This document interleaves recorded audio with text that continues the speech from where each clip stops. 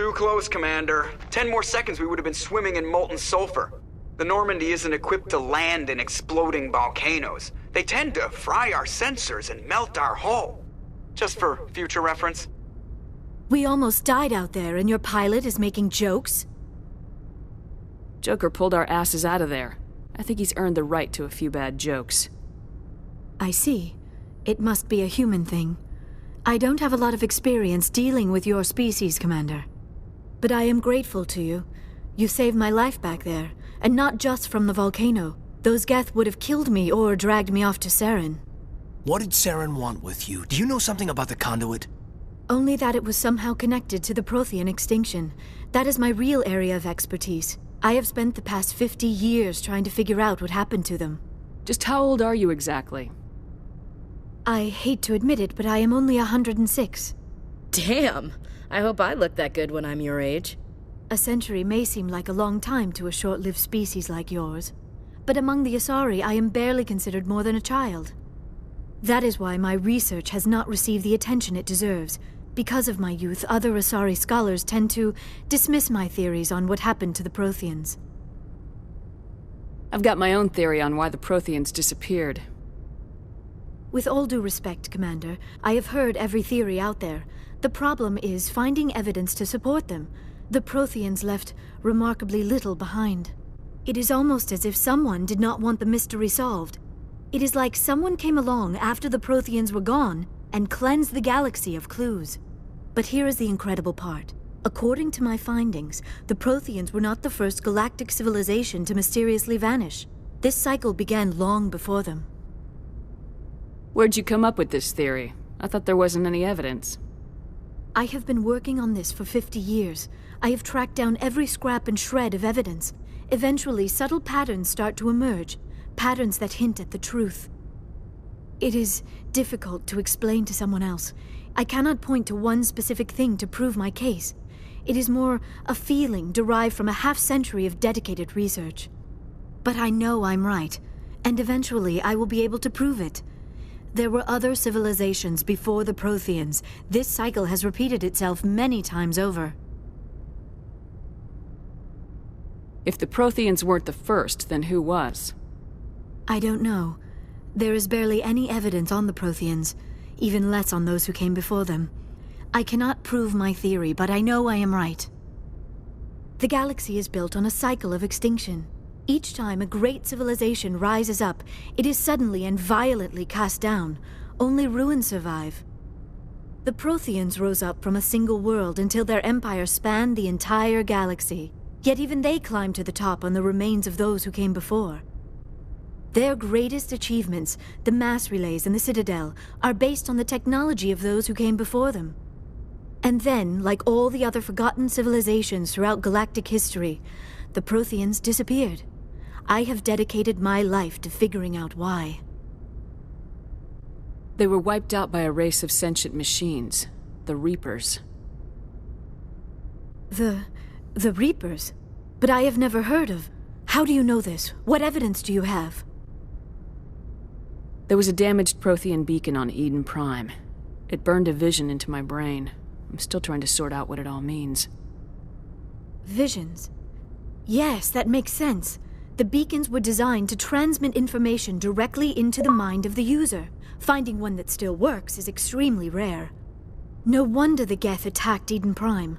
The chance to acquire a working beacon, even a badly damaged one, is worth almost any risk. But the beacons were only programmed to interact with Prothean physiology. Whatever information you received would have been confused, unclear. I am amazed you were able to make sense of it at all. A lesser mind would have been utterly destroyed by the process. You must be remarkably strong-willed, Commander. This isn't helping us find Saren, or the conduit. Of course, you're right. I am sorry, my scientific curiosity got the better of me. Unfortunately, I do not have any information that could help you find the conduit, or Saren. I don't know why Saren wanted you out of the picture, but I think we'll be a lot better off if we bring you along. Thank you, Commander. Saren might come after me again. I cannot think of anywhere safer than here on your ship. And my knowledge of the Protheans might be useful later on. And her biotics will come in handy when the fighting starts. Good to have you on the team, Liara. Thank you, Commander. I am very grateful. Oh, I am afraid I am feeling a bit lightheaded. When was the last time you ate or slept? Dr. Chakwa should take a look at you. It is probably just mental exhaustion, coupled with the shock of discovering the Prothean's true fate. I need some time to process all this. Still, it could not hurt to be examined by a medical professional. It will give me the chance to think things over. Are we finished here, Commander? We can talk again after you've seen the doctor. The rest of you, dismissed. Mission reports are filed, Commander. You want me to patch you through to the Council? Patch him through, Joker. Setting up the link now, Commander. We've received your report, Commander. I understand Dr. Tassoni is on the Normandy. I assume you're taking the necessary security precautions. Liara's on our side. The Geth were trying to kill her. Benezia would never allow Saren to kill her daughter. Maybe she doesn't know. Or maybe we don't know her. We never expected she could become a traitor. At least the mission was a success. Apart from the utter destruction of a major Prothean ruin. Was that really necessary, Shepard?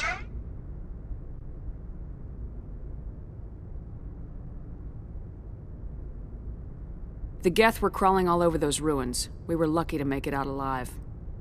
Of course, Commander. The mission must always take priority. Good luck, Commander. Remember, we are all counting on you.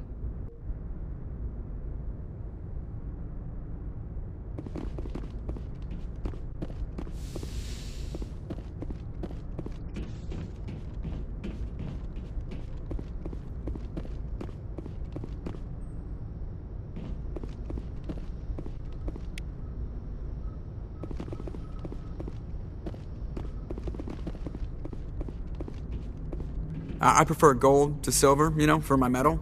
I figured you'd recommend me for one since I, pulled your boots out of the fire.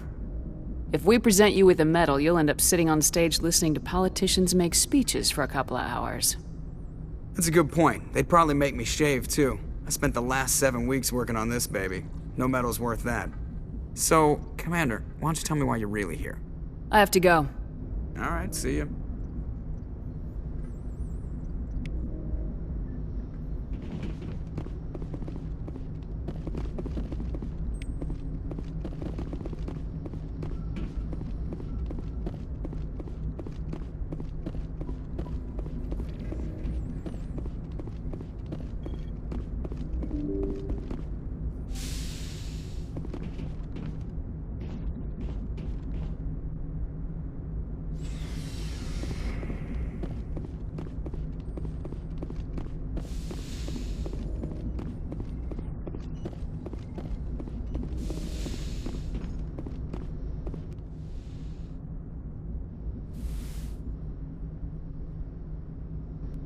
Commander, are you coming to check up on me?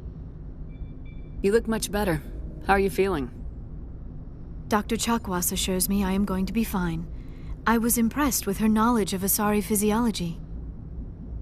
You're in good hands. Dr. Chakwas knows what she's doing. I never properly thanked you for saving me from the Geth, Commander. If you hadn't shown up... I'm just glad we got there in time. So am I. I know you took a chance bringing me aboard this ship. I have seen the way your crew looks at me. They do not trust me. But I am not like Benezia. I will do whatever I can to help you stop Saren. I promise. Don't worry, Liara. I trust you. I know you won't let me down.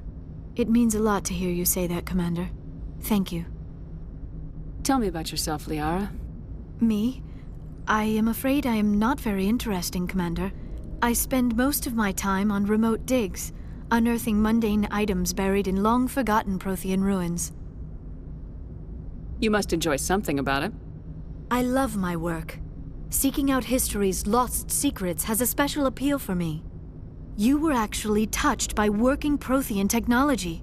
That is why I find you so fascinating, Commander. Sounds like you want to dissect me in a lab somewhere. What? No, I did not mean to insinuate.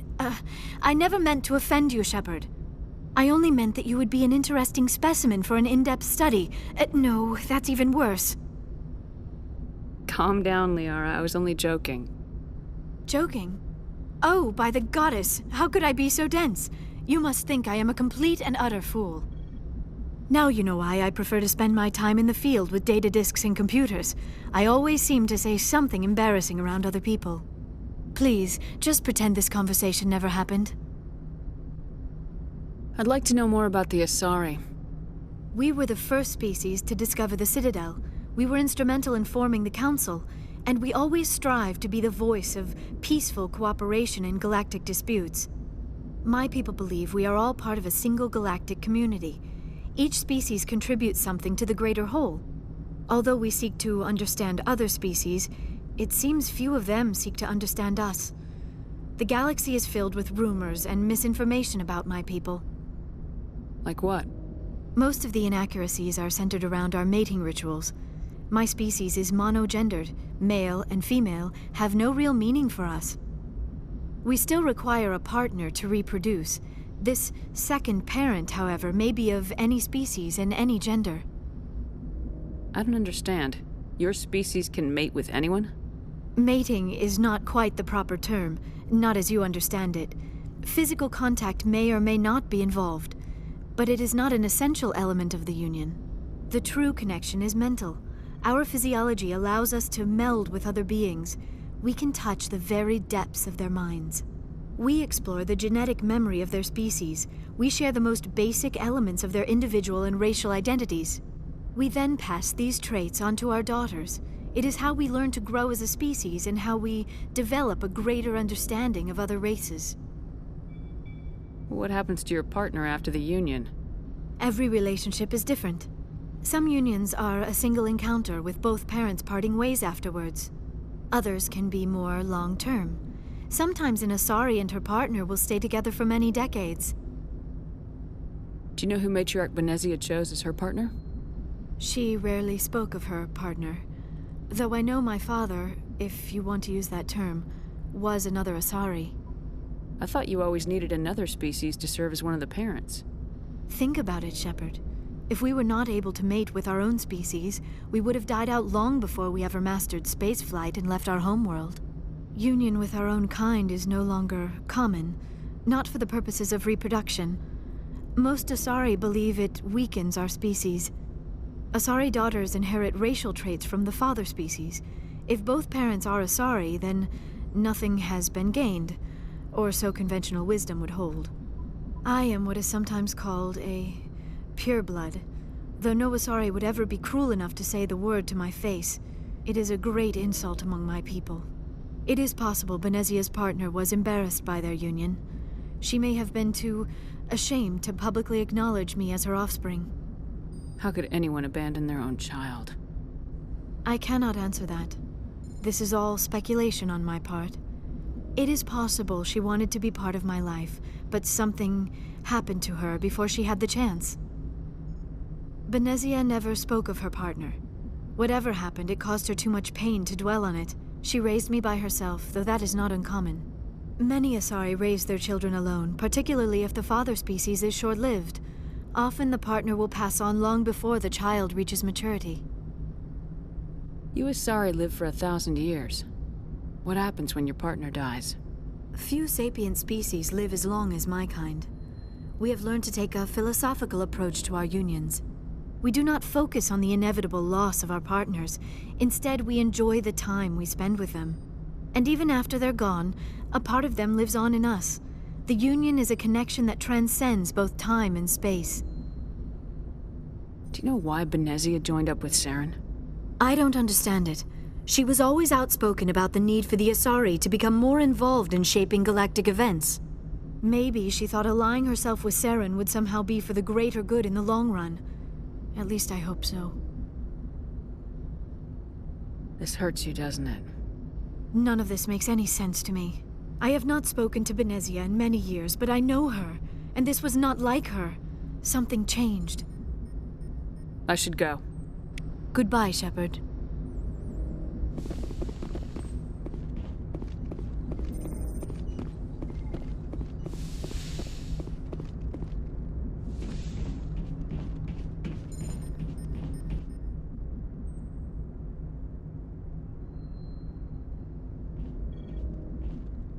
Commander? Do you have a minute? I always make time for my officers. Off the record, I think there's something wrong here. This Saren is looking for records on some kind of galactic extinction, but we can't get backup from the Council? Sorry, Commander. There's writing on the wall here, but someone isn't reading it. The Council doesn't want to believe anything's wrong. I'd call it human nature, but... I hear you.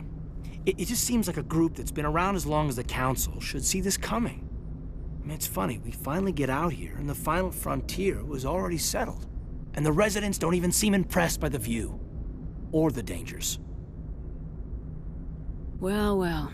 You're a romantic. Did you sign on for the dream, Malenko? Secure a man's future in space? Yeah, I read a lot of those books when I was a kid, where the hero goes to space to prove himself worthy of a woman he loves, or, you know, for justice. Or maybe I was a romantic in the beginning, but I thought about it after brain camp. Biotic acclimation and temperance training. I'm not looking for the dream. I just want to do some good.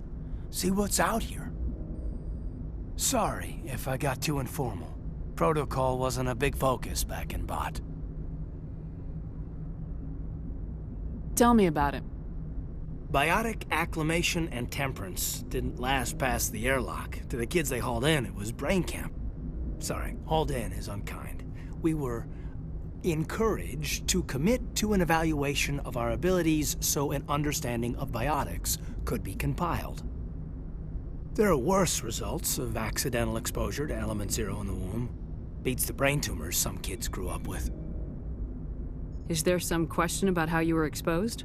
My mother was downwind of a transport crash. It was before there were human biotics, a little after the discovery of the Martian ruins. It only gets iffy around 63 when Kinetics was running out of first-gen subjects. Until then, they'd relied on accidentals. A bunch of guys in suits show up at your door after school, and next thing you know, you're out on Jump Zero. Jump Zero is Gagarin Station, right?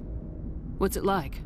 Yeah, that's the official name. Biggest and farthest facility we had for decades. Right on the termination shock, the outer edge of the solar system. It's where they did all the Goose Chase FTL research before we caught on to using mass effect fields. It was a sterile research platform when I was there. There were other kids in the same boat, right? At least you weren't alone out there. That's true. We did have a little circle that'd get together every night before lights out. We didn't have much to do, though. It was a research platform then, and Kinetics kept Jump Zero off the extranet to prevent leaks. Then you must have had plenty of time to get to know each other. Yeah, we'd sit around and bull every night after dinner, play cards or network games. There was this girl named Rana, who had a little circle grow up around her. She was from Turkey. Her family was very rich. But she was smart and charming as hell. Beautiful, but not stuck up about it. Like you, I guess. Ma'am. Sounds like she was special to you. She was. Maybe she felt the same. But things never felt together. Training, you know. You know of any intentional exposures for certain? No one knows. Doesn't mean they didn't happen. As big as the exposures were, it was hard to track down accidentals. It was different then. No one knew the potential, so there wasn't a lot of regulation. Anything Kinetics did was gold. I'm not saying they intentionally detonated drives over our outposts, but in retrospect, they were damn quick on the scene. Jump Zero's a long way from home. What was it like? The grand gateway to humanity looks a lot better in the vids. Anyway, this was supposed to be a casual debrief, not a bull session about stuff that happened years ago. We have to depend on each other in combat. I like knowing what kind of man I have at my back. I understand, ma'am. I won't let you down. You, make a habit of getting this personal with everyone?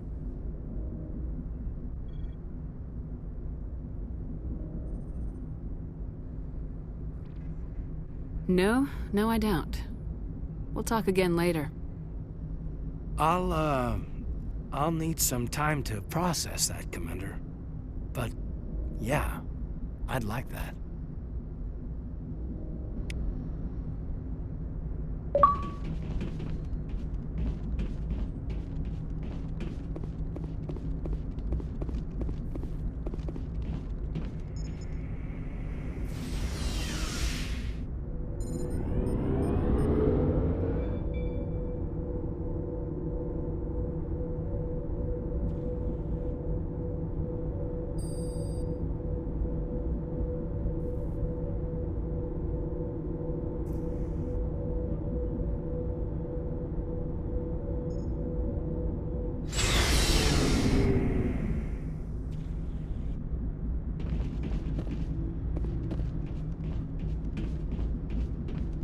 Commander, how are you? Why did you want to be a C-Sec officer in the first place? That's a good question. There were several reasons, I guess. Like what? Probably the same as most officers. I wanted to fight injustice, wanted to help people. I guess my father had something to do with it too. He was C-Sec, one of the best. I grew up hearing about his accomplishments or seeing his picture on the vids after a big arrest. He's taking my resignation pretty hard. That's tough. But you'd think he'd be impressed you're going after Saren. My father's a C-Sec man to the bone. Do things right or don't do them at all, he says. He thinks I'm being too rash, too impatient. He's worried I'll become just like Saren. He actually talked me out of becoming a Spectre when I was younger, for the same reasons. You were asked to be a Spectre? Well, I was targeted as a possible Spectre candidate. Me and about 1,000 other Turian military recruits. I could have received special training, but my father didn't like it. He despises the Spectres. He hates the idea of someone having unlimited power with no accountability. He wouldn't like you, Commander. No offense. I suppose I can understand his concern. You can. But Saren's not going to play by our rules, C-Sec's rules. If you want to nail Saren, you need to send someone who isn't restricted by policies and procedures. Just because you can break the rules doesn't mean you should. I don't need to stoop to Saren's level to stop him. And neither do you, Garrus. I see what you mean, but I'll think about it. Thanks, Commander.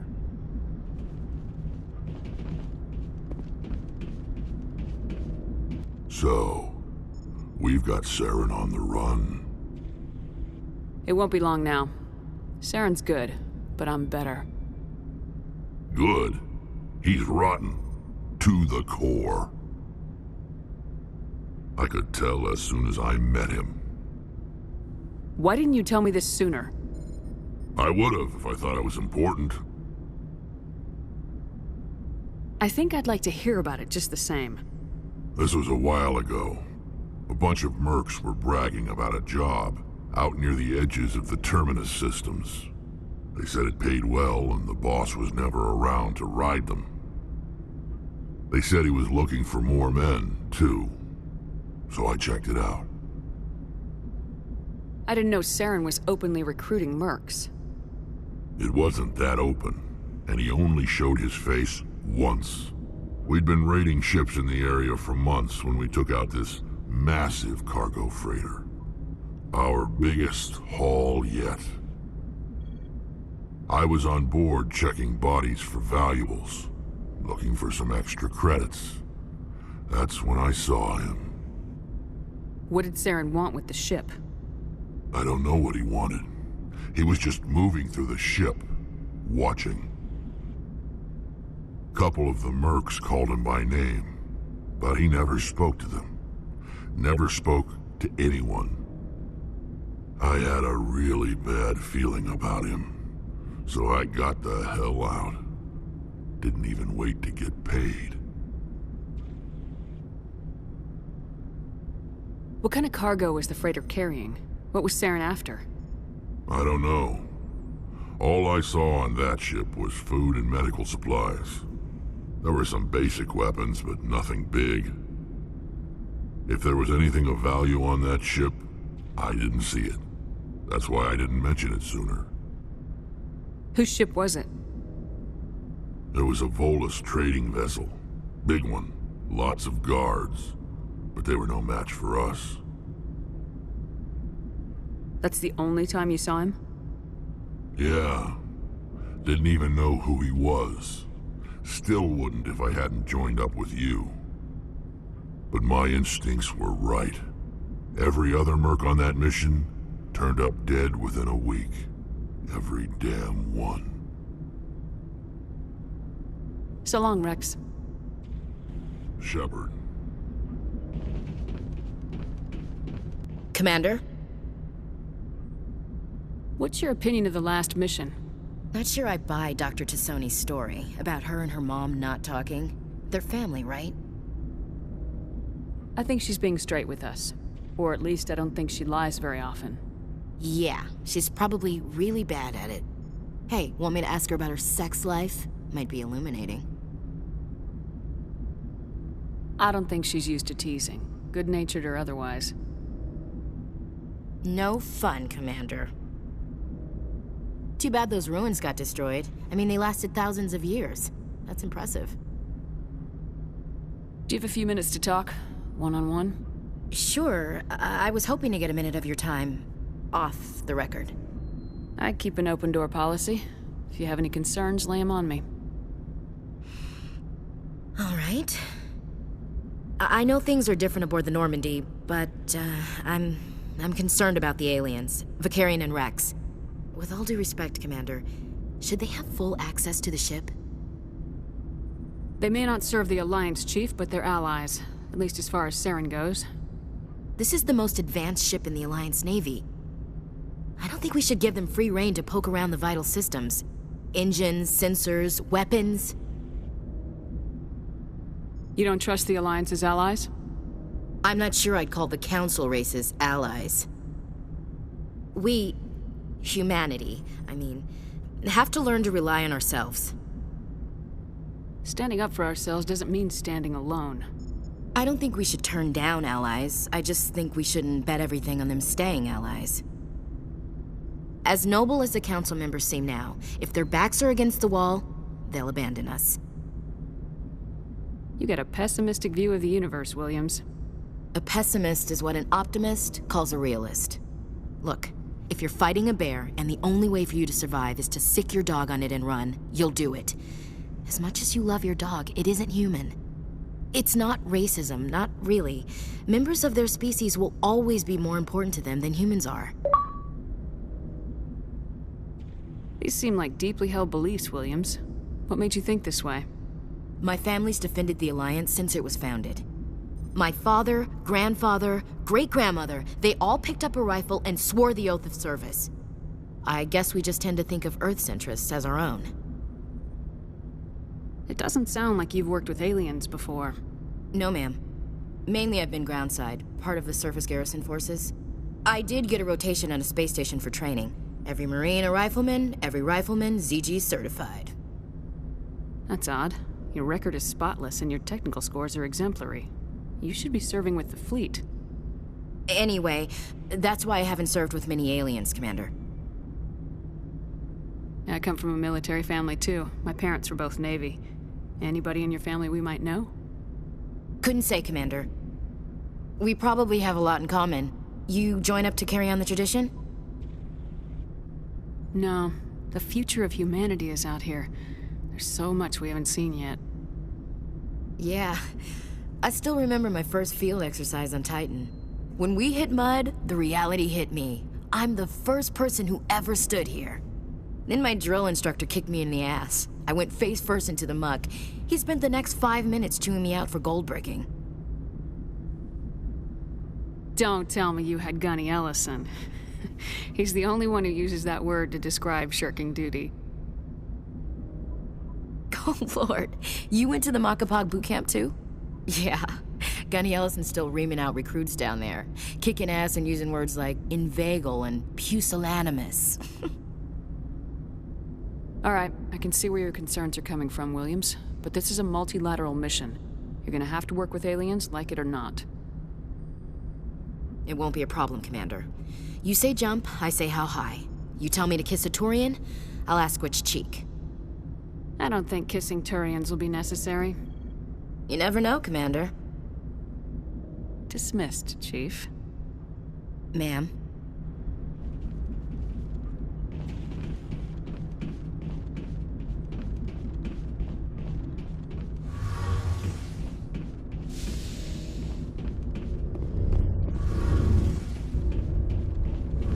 Oh, hello, Shepard.